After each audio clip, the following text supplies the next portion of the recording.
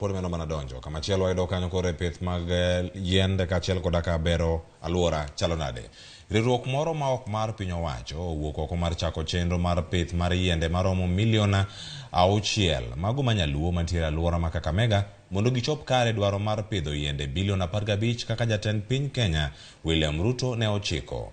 Ka oloso e kinde mane gipidho yien e sikunde mopogore opogore ka chung'ur bura ma Ikolomani ma oting'o kar tiegruok ma Sigalagala. Apisa maduong' mar riwruogno pacho kae Patrick Ikwara wacho kanyo ni gin gigeno mar pidho yiende maromo milion 100 e konde duto ma pacho kae e sikunde gode kod gwenge moko mani kunye mula to koro sani dong' mana pap. Jopuonjre bende koro e gwenge go singo mar bero aluora.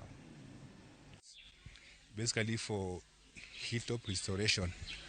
Na sababu ambayo tuko hapa leo Kakamega County ni kuendelesha ile upanzi wa miti ambayo tulizindua Busia hiyo milioni 1 ya miti ya kienyeji.